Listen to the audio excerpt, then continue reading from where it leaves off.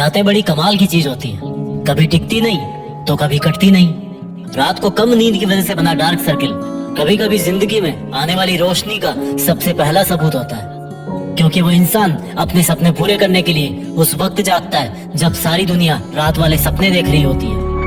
कई लोग ब्रेकअप से दुखी है, कोई धोखा खा रहा है, कोई चीट कर रहा है, कोई इग्नोर कर रहा है तो कोई रातें खराब कर रहा है। रात में किसी और इंसान के इश्क में जगोगे तो कोई गारंटी नहीं कि सुबह खुल के मुस्कुरा पाओगे या नहीं, लेकिन अगर रात को किताबों के लिए जगोगे तो सुबह एक सुकून भरी मुस्कान होगी।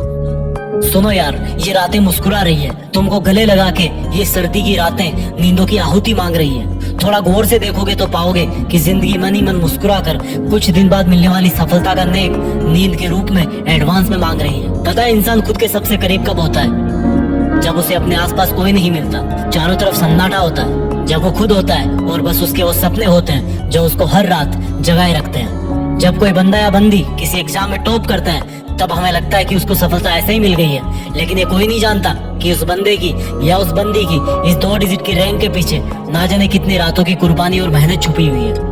कोई नहीं जानता कि इस टॉपर स्टूडेंट ने रंगीन दुनिया से नजर हटा के सिर्फ अपनी ब्लैक एंड व्हाइट किताबों पर ध्यान दिया था।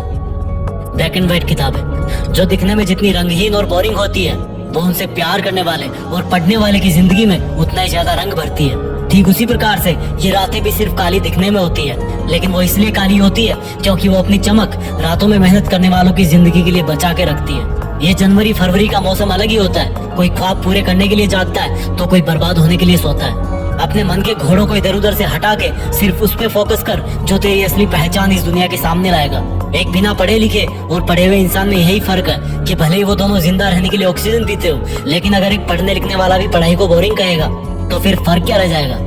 एक पढ़ने लिखने वाला भी अगर किताबों को सामने रखकर पढ़ाई का दिखावा करता रहेगा तो उसको कोई अधिकार नहीं कि वो अपने आप को स्टूडेंट कहे, क्योंकि एजुकेशन के विद्वानों ने कहा है कि एक स्टूडेंट वही होता है जिसमें कौवे की तरह किसी भी बात को जानने की चेष्टा होती है, एक बगुले की तरह अपनी पढ़ाई पे नहीं सपनों पे भी ध्यान होता है। वो एक कुत्ते की तरह हमेशा चौकन्ना होकर सोता है, जितनी जरूरत हो उससे थोड़ा कम खाना खाता है और घर से दूर रह के भी पढ़ाई कर सकता है। जिस बंदे में ये 5 लक्षण होते हैं वो एक आदर्श विद्यार्थी होता है। इनके अलावा एक और गुण मैं इस जीत फिक्स के माध्यम से विद्यार्थियों के साथ जोड़ना चाहता हूँ। वो एक सच्चा देशभक्त होना चाहिए। उसको देश में अपना नहीं बल्कि दुनिया में देश का नाम करना चाहिए। जय हिंद, वंदे मातरम।